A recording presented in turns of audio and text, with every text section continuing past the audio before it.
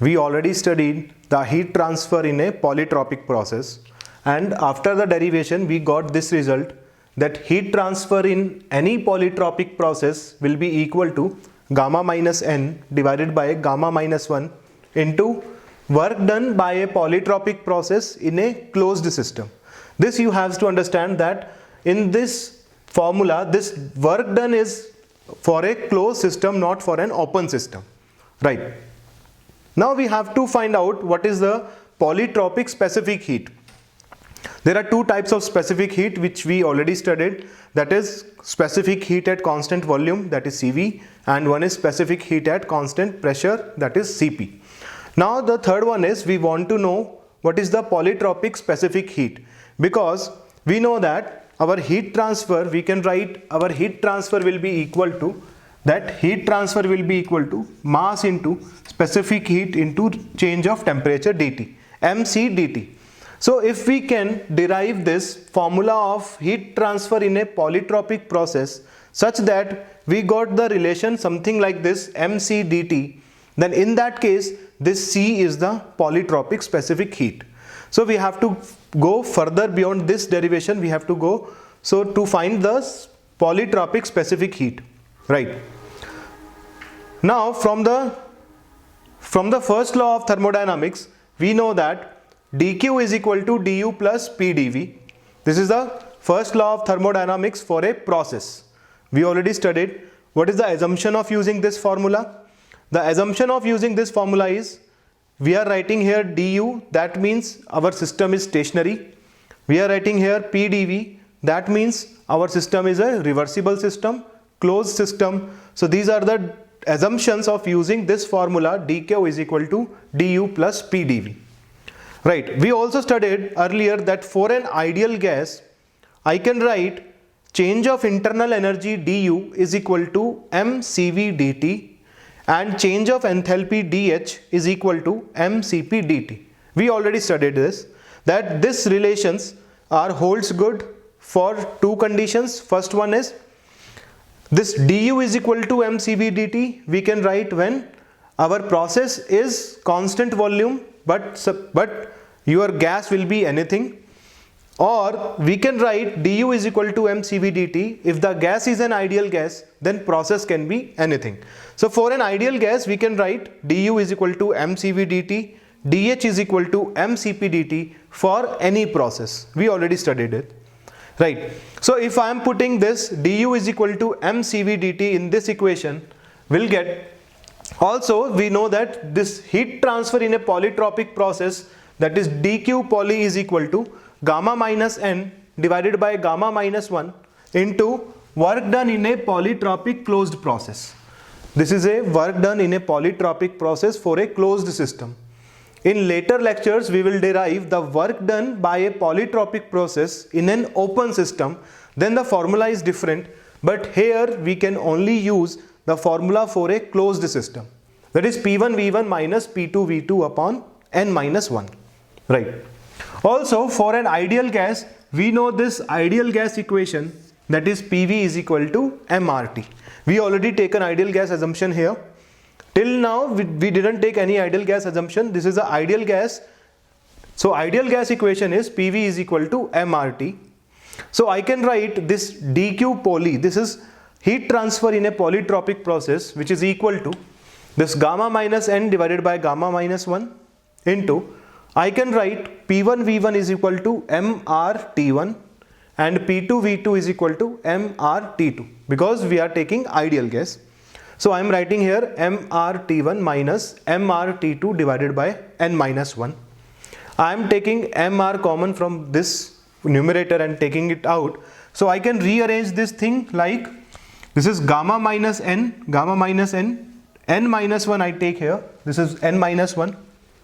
mr common, we take mr common, so this is mr divided by gamma minus 1 into T1 minus T2. Right, we can arrange numerator and denominator. So this we already studied. What is this r upon gamma minus 1? We already see that r upon gamma minus 1 is equal to Cv and gamma r upon gamma minus 1 is equal to Cp. We already see all this in our earlier lectures. So in the place of this R upon gamma minus 1, I put this is CV. So this is equal to mCV, this is the mCV gamma minus n divided by n minus 1 into T1 minus T2, right? So we know that dt, that is the change of temperature. Change of temperature we can write as dt is equal to T2 minus T1, right? Change of anything is final temperature minus initial temperature. So this is T2 minus T1. So here the terms is T1 minus T2. So we can write, if I take minus common, so minus mCV into gamma minus n divided by n minus 1 into T2 minus T1. So T2 minus T1 I can write dt, right? So this is a minus sign. So I can take this minus inside. So this is mCV. This numerator can change. This is n minus gamma. Earlier it was gamma minus n. Now it is n minus gamma. So this is n minus gamma upon n minus 1 into dt, right? So we are interested in finding the equation which is of the form mc dt. So here this is m, this is dt. So the remaining thing, that is Cv into n minus gamma divided by n minus 1, right? We convert that dq Pauli equation in the form of mc dt. So the remaining term, that is Cv into n minus gamma divided by n minus 1, we can write it as a C Pauli. This is the polytropic specific heat. You have to remember this formula, that is Cv into n minus gamma upon n minus 1. And we already know that n is your polytropic index, which is always greater than 1 and less than gamma. Gamma is your adiabatic constant. So the n is less than gamma. If this n is less than gamma, so this numerator is your negative, right? This n is less than gamma, then the numerator will be negative. So we can write that your polytropic specific heat is a negative value, right? Always this polytropic specific heat has a negative value. What it means, what is the meaning of this polytropic negative specific heat, we can see later. So we can write dq is equal to mc Pauli into dt, right? Heat transfer is equal to mass into polytropic specific heat into change of temperature. Now suppose we are saying, so suppose heat is added to the system. We are adding some heat to the system, right? And we know that when any heat is added to the system, then this dq must be positive, right? We, as per our sign convention, that heat added to the system is positive, heat coming out of the system is negative, work done by the system positive and work done on the system negative. So the heat transfer, that is, if I am taking that heat is added to the system, we are adding some heat to our system, then this value of dq must be positive. We are taking here that dq is equal to mc Pauli into dt. This is our equation for heat transfer. We want this heat transfer to be positive because we are adding heat. But as per our derivation, this C Pauli must be negative, right? Polytropic specific heat is always a negative value. So this polytropic specific heat is negative. So this is negative, but we want positive. So we have to take this dt as a negative because mass can never be negative. Mass is a positive term, right? Mass can never be negative. So we have to make this dt as a negative value because only in this case negative will become positive. We want positive heat transfer, but C Pauli is a negative term. So we have to make this dt, that is change of temperature, as a negative term because mass can never be negative. Mass is a positive term, right? So this dt is a negative. It means what? Right, we already see that dt is equal to final temperature minus initial temperature. Final temperature minus initial temperature. This has to be negative. It means that final temperature is less than your initial temperature. Final temperature is less than your initial temperature. It means that your temperature is decreasing, right? This is an important discussion, right? You are adding heat to the system. We are adding some heat to the system. But because of a polytropic process, its temperature decreases, right? You are adding some heat to the system, you are giving heat energy to a system, but its temperature is decreasing.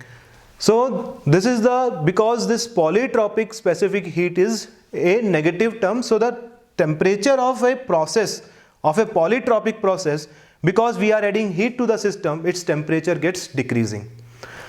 So you have to remember one thing, in thermodynamics, everything is possible with a process. You can make a process like you want, right? If I am saying if I do some work on a process, it will give me a result like this, we can make. In thermodynamics, each and everything is possible with a process. But what we want is a cycle, because we want that our system will work in a cycle continuously. In a process, you can do anything, but we can study earlier that because of some available energy or because of some entropy functions, cycle will go in a particular direction only. You cannot make a cycle to work as you want, right? You cannot make a cycle in which you are adding heat, its temperature will reduce continuously. It cannot be possible in a cycle. But we are now discussing only a process. So in thermodynamics process, anything can be possible. You can make anything from a thermodynamic process. So like in this, we are adding heat, you are giving energy to a process, but its temperature will decrease. We see how this will work, we'll see how it will happen. So I am saying that this is the first law of thermodynamics for a process, right? Which is dq is equal to dw plus du. This is for a process, not for a cycle. For a cycle is your summation of heat energy will be equal to summation of all the work transfer.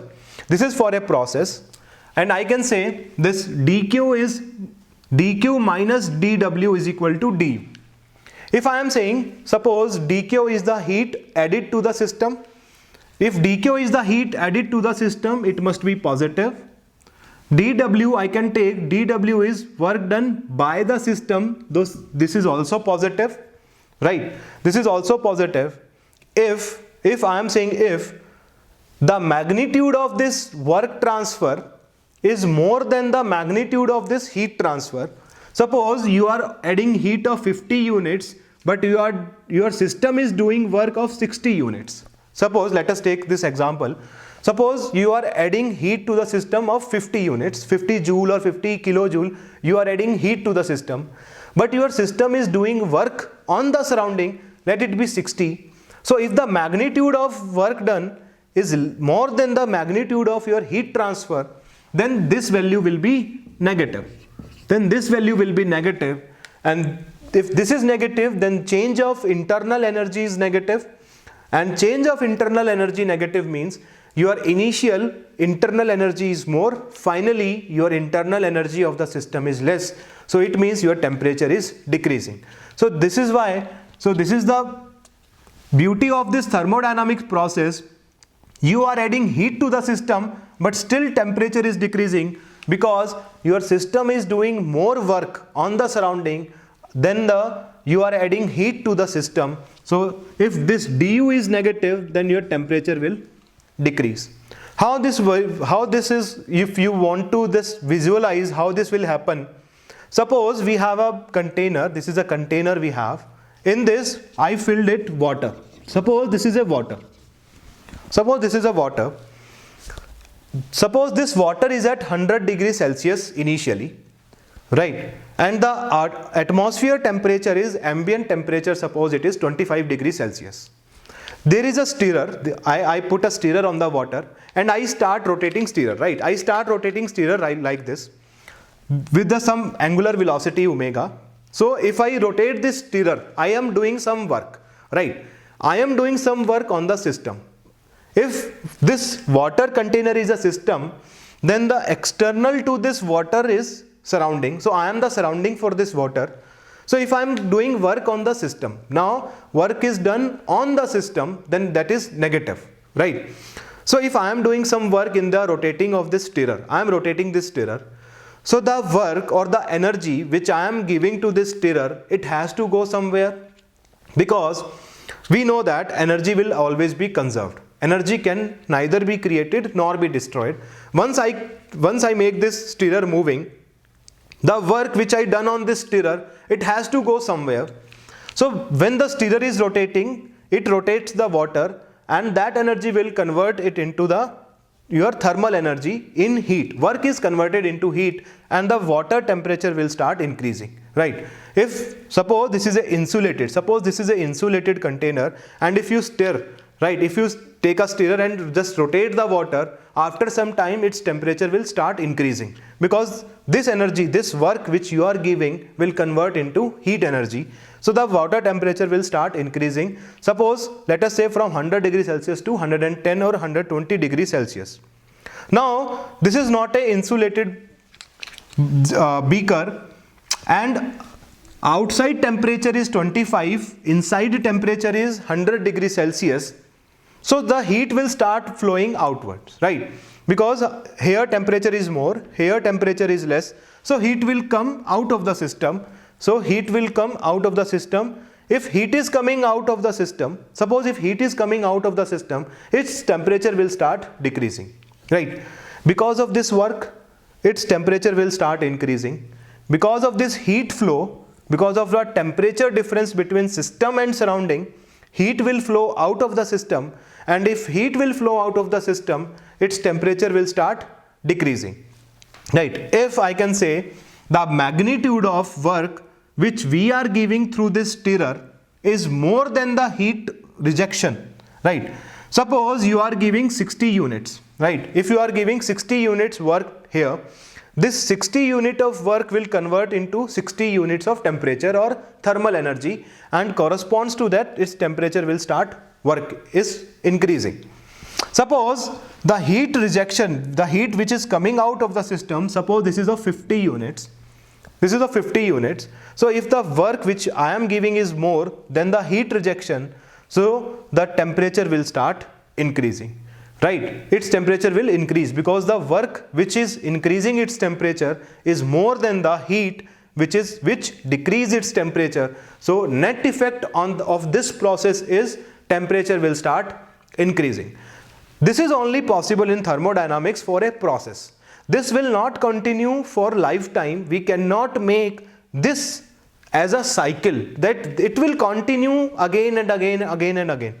So for a process, we can make the things like heat is coming out of the system, but temperature will increase, right? This is an example of just a process that you can make a process of any kind.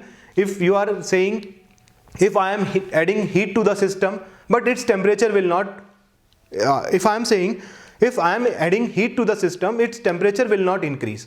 This is also possible. Suppose if I take this example, if the work which you are giving is of 50 units, suppose this is also 50, right? The work which you are giving to this stirrer is also 50 units. Heat which is coming out is also 50 units. Then the net effect on this system will be, there is no temperature rise, right? Heat is coming out of the system, but temperature will not rise. So this is only possible for a thermodynamic process, not for a cycle.